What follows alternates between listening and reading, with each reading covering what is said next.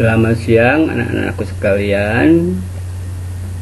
Pada kesempatan ini semoga kalian tetap sehat, semangat, dan selalu menjaga protokol kesehatan,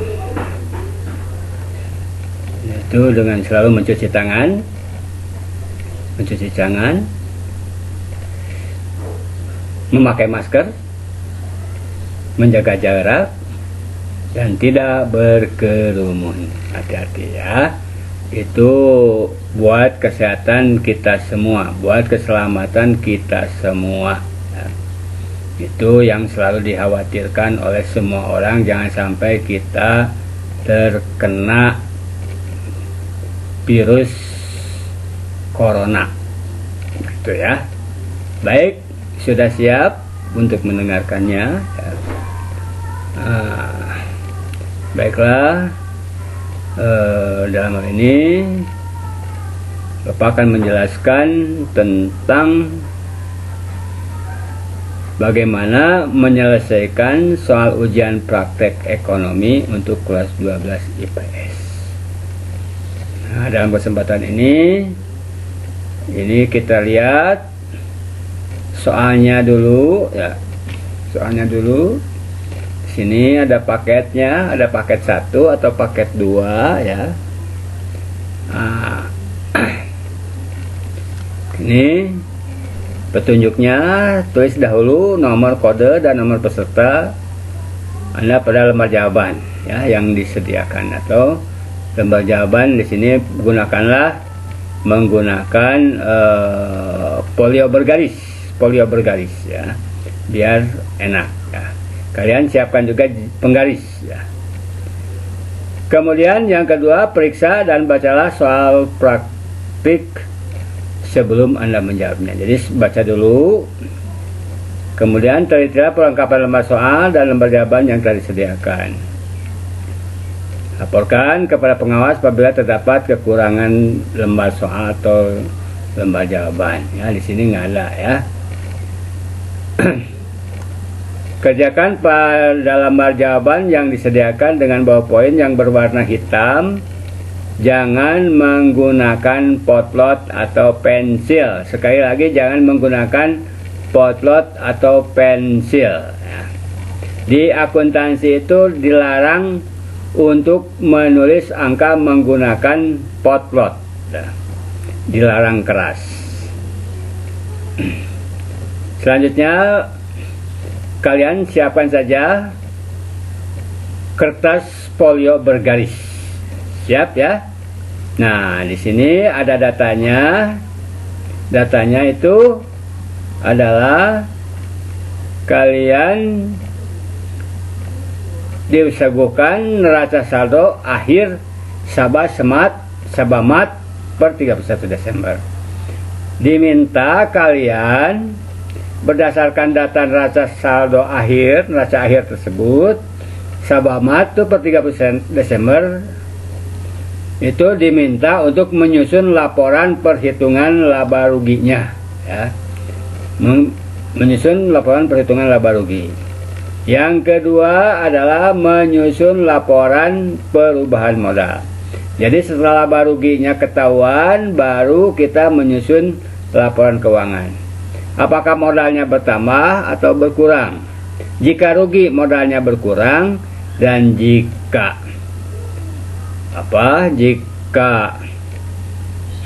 laba, modalnya akan bertambah modal akhirnya. Kemudian yang ketiga adalah membuat laporan neraca ya, laporan keuangannya. Kemudian di sini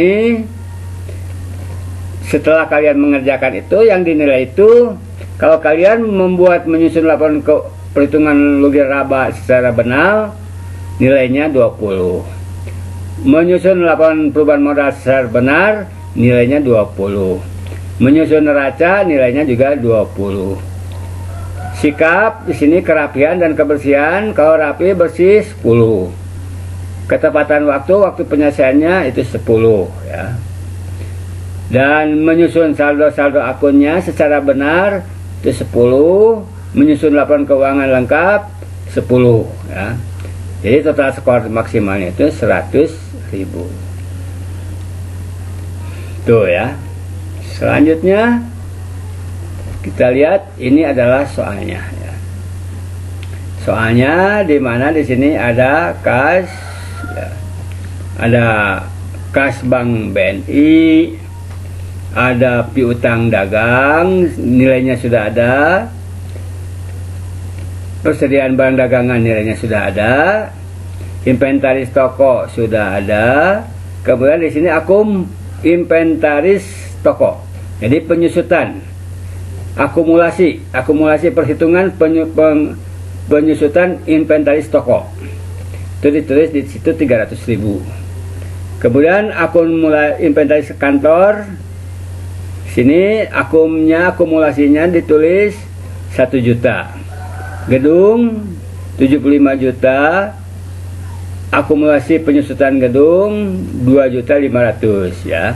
Ini gedung tuh bisa bocor atau ada pintu yang rusak, engselnya itu setelah diganti, nah itu sudah disediakan biaya penggantinya sekian.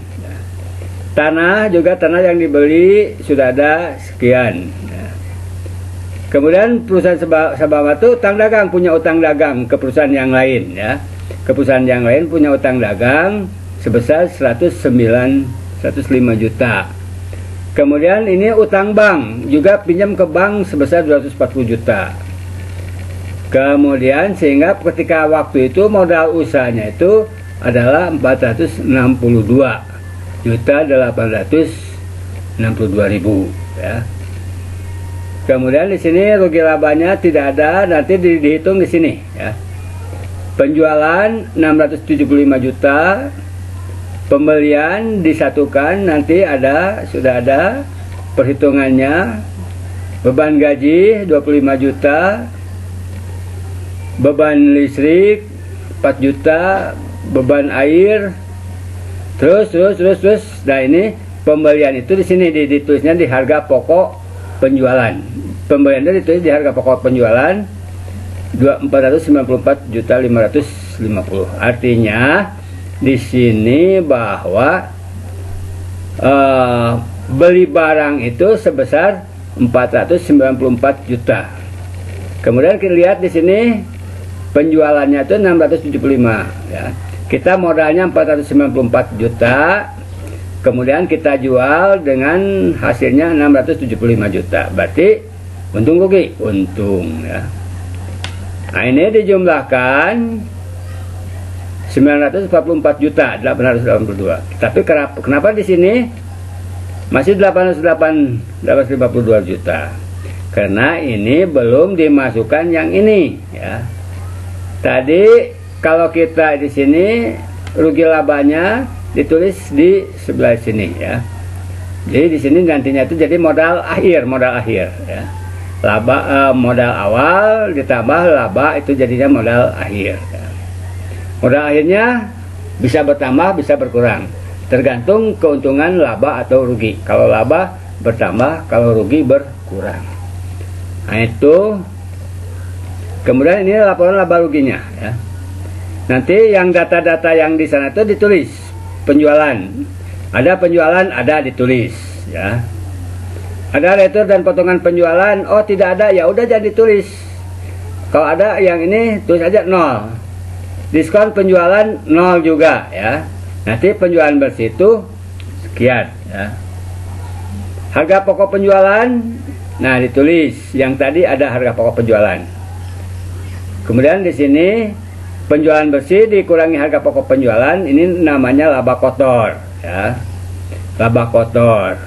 Baru beli misalkan 100 dijual 200. Jadi ada keuntungannya 100. Itu untung 100 itu belum bersih, masih kotor. Karena harus dikurangi. Di sini beban operasi, beban penjualan, beban gaji, biaya meeting, rapat itu semuanya sekian. 111 juta. Beban administrasi, asuransi, biaya listrik, tadi telepon dan kalian beban di sini tulis aja ya. Beban operasi aja ya. Beban operasional ya. Tulis aja semuanya ya. Yang tadi tulis saja semuanya beban-beban tadi ya. Beban-beban tadi semuanya ya. Kemudian jumlahkan, nanti laba kotor dijumlahkan beban-beban, hasilnya adalah laba bersih ya. Ini laba bersih. Ini laba kotor dikurangi dengan jumlah beban operasi. Itu silakan dibuat ya.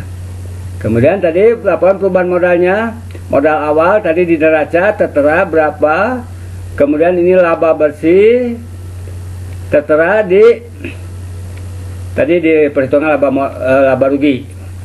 Ini laba, ini ini nggak ada, kalau nggak ada kosongkan saja.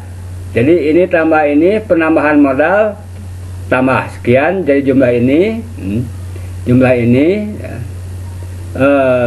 Ini kurang ya. Kalau kurang ini, pengurangan ini karena ini 0, jadi jumlahnya sama ya, penambahan modal. Kemudian modal awal tambahkan dengan modal akhir ya. Jadi itu nanti yang ini akan dimasukkan ke dalam neraca atau laporan keuangan.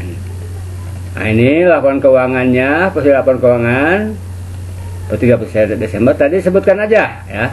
Ada kas Bank BNI, ada persen barang dagangan, ada piutang, kemudian persen nggak ada lagi, ini persen barang yang dipakai nggak ada, langsung ke tadi ada inventaris kantor ya, peralatan gedung itu ya, ditulis tanah. Kemudian utang, ini utang usaha berapa, utang dagang berapa ya. Kemudian modalnya sekian ya, bisa ditulis modalnya ya, tadi 462 juta, laba ditahan 135 juta ya. Nanti jumlahkan ya, jumlahkan di sini. Nanti jumlah ini hak harta dengan jumlah utang ditambah modal, nilainya harus sama dengan jumlah harta. Begitu saja ya. Mudah-mudahan bisa diterima ya, bisa dipahami dan segera selesaikan dan cepat-cepat